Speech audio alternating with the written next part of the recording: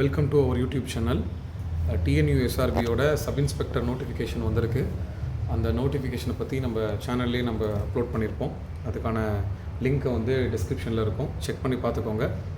அந்த நோட்டிஃபிகேஷனில் வந்து நம்ம மென்ஷன் பண்ண மாதிரி முதல் ஸ்டேஜே வந்து நமக்கு ரிட்டன் எக்ஸாம் தான். முதல்ல நீங்கள் வந்து அப்ளை பண்ணதும் நீங்கள் அப்பியர் ஆகக்கூடியது எழுத்து தேர்வு தான். எழுத்து தேர்வுக்கு அப்புறமேட்டு தான் உங்களுக்கு வந்து ஃபிசிக்கல் டெஸ்ட் இருக்கும், வைவா இருக்கும். அது எல்லாமே ஆரம்பத்தில் நீங்கள் வந்து எல்லாருமே எழுத்து தேர்வு தான் வந்து நீங்கள் எதிர்கொள்ள வேண்டியது இருக்கும். அந்த எழுத்து தேர்வுக்கு அப்படின்னு அஃபிஷியலாக நமக்கு டிஎன்யூஎஸ்ஆர்பிலேருந்தே சிலபஸ் வந்து கொடுத்துருக்காங்க. ஸோ என்னென்ன படித்தா போதும் அப்படிங்கிற சிலபஸ் கொடுத்துருக்காங்க. அப்போ 100 மதிப்பெண்ணுக்கு உங்களுக்கு இந்த ரிட்டன் தேர்வு நடைபெறும். அப்போ இந்த 100 மதிப்பெண்ணில் நீங்கள் வந்து அதிகபட்சமான ஸ்கோரை வந்து நீங்கள் போடணும் அப்படின்னு பார்க்குறோம். அதுதான் வந்து நமக்கு வந்து மற்ற நடக்கக்கூடிய அடுத்தடுத்த ஸ்டேஜில் ஹெல்ப் பண்ணும். இப்போது இந்த தேர்வுக்கான சிலபஸ் வந்து நம்ம ஒரு ஓவர்வியூ மாதிரி பார்ப்போம். இந்த சிலபஸ் ரொம்ப சிம்பிளான சிலபஸாக தான் இருக்கும். 2 பார்ட்டாக பிரிச்சுருப்பாங்க, சரிங்களா? பார்ட் ஏ மற்றும் பார்ட் பி அப்படின்ட்டு 2 பார்ட்டாக இருக்கும் நமக்கு சிலபஸ். பார்ட் 1ல் வந்து நமக்கு வந்து என்ன இருக்கும் அப்படின்னு பார்த்தீங்கன்னா, கம்ப்ளீட்டாக தமிழ் எலிஜிபிலிட்டியோட தேர்வுகள் தான் நமக்கு இருக்கும். So Tamil eligibility open quota and department கோட்டான்னு சொல்லக்கூடிய 2 பேருமே என்ன பண்ணணும் அப்படின்னா, இந்த தமிழ் எலிஜிபிலிட்டி வந்து டெஸ்ட்டை வந்து நீங்கள் வந்து போடணும், சரிங்களா? ஸோ இதில் வந்து அதுக்கான சிலபஸ் பார்த்தீங்க அப்படின்னா, உங்களுக்கு 100 மதிப்பெண் 100 கேள்விகள் இருக்கும். இந்த 100 கேள்விகளில் வெறும் 40 கேள்விகளை வந்து நீங்கள் பதிலளிச்சிங்க சரியா அப்படின்னா இது வந்து நீங்கள் எலிஜிபிள் ஆகிட்டீங்க. நல்லா புரிஞ்சுக்கணும், இது வந்து எலிஜிபிலிட்டி தேர்வு தான், சரிங்களா? இது வந்து ஸ்கோர் கிடையாது. இதில் வரக்கூடிய மதிப்பெண்ணை உங்களுக்கு வந்து கால்குலேட் பண்ண மாட்டாங்க. வெறும் எலிஜிபிலிட்டிக்கு மட்டும்தான் யூஸ் பண்ணிப்பாங்க. ஸோ 40 மதிப்பெண்களை மட்டும் நீங்கள் எடுத்திங்கனாவே போதுமானதாக இருக்கும். இப்போ இதுக்கு என்ன சார் படிக்கணும் அப்படின்னு பார்த்தீங்கன்னா, பள்ளி புத்தகங்களை நீங்கள் படித்தா போதும். ஸோ 6லேருந்து 10ஆம் வகுப்பு வரைக்கும் இருக்கக்கூடிய பள்ளி புத்தகங்களை நீங்கள் தெளிவாக படிச்சிட்டிங்க அப்படின்னாவே இந்த தேர்வுகளை நீங்கள் வந்து ரொம்ப சுலபமாக 40 கேள்விக்கு மேலே நீங்கள் போட முடியும் அப்படின்னு பார்க்குறோம். ஸோ அதுதான் வந்து முதல்ல நம்ம படிக்கக்கூடியது. ஸோ எழுத்து இலக்கணம், சொல்லு, பொருள், யாப்பு, அணி, பொது இலக்கணம், இது இல்லாமல் மொழித்திறன் பயிற்சி, பிரித்தெழுதுக, சேர்த்தெழுதுக இதெல்லாம் அடங்கும். அதுக்கப்புறம் இலக்கியம்லாம் நமக்கு ஸ்கூல் புக்கிலேயே தெளிவாக கொடுத்துருக்காங்க எல்லா இலக்கியங்களும். அதை நீங்கள் கான்சன்ட்ரேட் பண்ணி நீங்கள் படிச்சிங்கனாவே போதுமானதாக இருக்கும். அதுக்கப்புறம் தமிழ் அறிஞர்களும் தமிழ் தொண்டும் அப்படின்னு சொல்லக்கூடியது.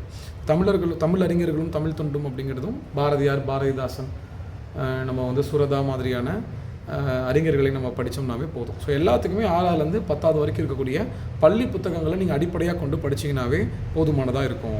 2வது பாட்டு தான் நமக்கு ரொம்ப முக்கியமான பாட்டு. ஏன் அப்படின்னா 2வது தான் நமக்கு வந்து மார்க் வரக்கூடிய பார்ட்டு. ஸோ இதில் தான் நமக்கு வந்து மதிப்பெண் வந்து நமக்கு கிடைக்கும். அப்போது இந்த பார்ட் வந்து 2ஆக பிரிக்கும். பார்ட் 2ஐயே 2ஆக பிரிச்சிருப்பாங்க. பார்ட் ஏ, பார்ட் பி அப்படின்னு நமக்கு 2ஆக பிரிக்கப்பட்டிருக்கும். இதில் வந்து 80 கொஸ்டின்கள் இருக்கும். இதில் வந்து 60 கேள்விகள் இருக்கும். அப்படி பார்க்கும்போது வந்து மொத்தம் 120 கேள்விகள் இருக்கும். அந்த 120 கேள்விகள் வந்து 140 கேள்விகள் இருக்கும். அந்த 140 கேள்விகளை வந்து 70 கேள்விகளுக்கு அவங்க வந்து 70 மார்க்காக வந்து கன்சிடர் பண்ணிப்பாங்க. ஒரு கேள்விக்கு வந்து 1/2 மார்க். மொத்தம் 140 கேள்விகள் உங்களுக்கு வந்து 70 மதிப்பெண்கள் வந்து வாங்கும். இந்த 70 மதிப்பெண்ணில் 60க்கு மேலே நீங்கள் எடுக்கணும். 65 கிட்ட நீங்கள் எடுத்திங்கன்னா நீங்கள் வந்து டாப்பராக இருப்பீங்க. அடுத்து வரக்கூடிய தேர்வுகளில் சுலபமாக நீங்கள் வந்து உள்ளே போயிடலாம் அப்படின்னு பார்ப்போம். அப்போ ஜென்ரல் ஸ்டடீஸ் எப்படி பிரிச்சிருப்பாங்க? ஜென்ரல் நாலேஜ் பார்ட் ஏங்கிறது ஜென்ரல் நாலேஜ், பார்ட் பிங்கிறது சைக்காலஜி. ஸோ பார்ட் ஏல உங்களுக்கு என்னென்ன வந்துடும் அப்படின்னா ஜென்ரல் சயின்ஸ் ரொம்ப ரொம்ப முக்கியம். ஏன்னா 30 மதிப்பெண்கள் வந்து உங்களுக்கு வந்து ஜென்ரல் சயின்ஸ்லேருந்து தான் உங்களுக்கு வரும். ஸோ இங்கே ஜென்ரல் நாலேஜில் கேட்கக்கூடிய 80 கேள்விகளில் 30 கேள்விகள், பாதி கேள்விகள் ஜென்ரல் சயின்ஸ் தான். அதனால் ஜென்ரல் சயின்ஸை ரொம்ப தெளிவாக நீங்கள் படிக்கணும். நம்மளுடைய யூடியூப் சேனல்லையே நம்ம என்ன பண்ணுவோம்னா, இந்த ஒவ்வொரு டாப்பிக்காக நம்ம வந்து கிளாஸஸ் வந்து கண்டக்ட் பண்ண போகிறோம். அதனால் நீங்கள் கரெக்டாக கவனிச்சிங்கனாவே நீங்கள் இந்த ஜென்ரல் சயின்ஸில், அறிவியலில் நீங்கள் வந்து மதிப்பெண் பெறலாம். இப்போ ஜென்ரல் சயின்ஸ் ரொம்ப முக்கியம். 6லேருந்து 10ஆம் வகுப்பு வரைக்கும் தான் உங்களுக்கு. அதை நீங்கள் அடிப்படையாக படிச்சிங்கனாவே போதுமானதாக இருக்கும். அடுத்த வரலாறு, ஜியாகிரஃபி, புவியியல், உங்களுக்கு வந்து எக்கனாமிக்ஸு, இந்தியன் பாலிட்டி இதெல்லாம் சேர்ந்து உங்களுக்கு ஒரு 30 கேள்விகள் வந்துடும். அப்போ அது 30, இது 30, ஒரு 60 கேள்விகள் வந்துடும். இதை தாண்டி கரண்ட் அஃபேர்ஸ் அதெல்லாம் சேர்ந்து உங்களுக்கு ஓவராலாக ஒரு 80 கேள்விகள் இருக்கும், சரிங்களா? ஸோ இந்த 80 கேள்விகளை நம்ம வந்து 80 கேள்விகளுக்கு நம்ம பரீட்சை எழுதுகிற மாதிரி இருக்கும். ஸோ இந்த பார்ட் ஏ அப்படிங்கிறது ரொம்ப ரொம்ப முக்கியமானது. 80 கேள்விகளில் நீங்கள் 80க்கு 75க்கு மேலே நீங்கள் வந்து ஸ்கோர் போடணும். 80 நீங்கள் போடுறதுக்கு வந்து ட்ரை பண்ணணும். ஒரு கேள்வி 2 கேள்வி நீங்கள் வந்து மிஸ் பண்ணலாம், அந்த மாதிரி தான் இருக்கும். பார்ட் பி ரொம்ப சிம்பிளான பார்ட். என்ன, சைக்காலஜி. நீங்கள் பெருசாக எஃபோர்ட் பண்ணணும் இல்லை, டெய்லி ப்ராக்டிஸ் பண்ணிங்கன்னா போதும். ஆப்டிடியூட், ரீசனிங்னு சொல்லக்கூடிய சைக்காலஜி வந்து தினம் நீங்கள் வந்து மென்டல் எபிலிட்டி அதை பார்த்தீங்கன்னாவே போதும். அப்புறம் இதில் வந்து தமிழ் 10 மார்க் 10 கேள்விகள் இருக்கும். உங்களுக்கு வந்து ஆங்கிலம் அப்படிங்கிறது 10 கேள்விகள் இருக்கும். அந்த கம்யூனிகேஷன் ஸ்கில்னு இருக்கு இல்லையா, ஸோ தமிழ் அண்ட் இங்கிலீஷ் இதில் 10 கேள்வி, அதில் 10 கேள்வி அதெல்லாம் இருக்கும். இதெல்லாம் சேர்ந்தது தான் என்னதுன்னா உங்களுக்கு வந்து பார்ட் பி அப்படின்னு பார்ப்போம். சரிங்களா? ஸோ இதில் வந்து மெயின் ரிட்டன் டிபார்ட்மெண்ட் கோட்டாக்கு கொஞ்சம் வந்து சேஞ்ச் ஆகும். டிபார்ட்மெண்ட் கோட்டாக்கு வந்து பார்த்திங்க அப்படின்னா உங்களுக்கு வந்து part A, part B. Part ஏல வந்து உங்களுக்கு வந்து ஒரு 30 கொஷின்ஸ் வந்து ஆன்சர் பண்ணுற மாதிரி இருக்கும். பார்ட் பியில் ஒரு 140 கொஷின்ஸ் வந்து ஆன்சர் பண்ணுற மாதிரி இருக்கும். ஸோ 70 இங்கே 50 டோட்டலாக 85 மார்க்ஸுக்கு வந்து டிபார்ட்மெண்ட் கோட்டாவில் இது ஆன்சர் பண்ணுற மாதிரி இருக்கும். சரிங்களா? ஸோ இதுதான் வந்து இங்கே இருக்கக்கூடிய பேட்டர்ன். ஓவராலாக வந்து நமக்கு வந்து 2 விஷயத்தை நம்ம படிக்கணும்.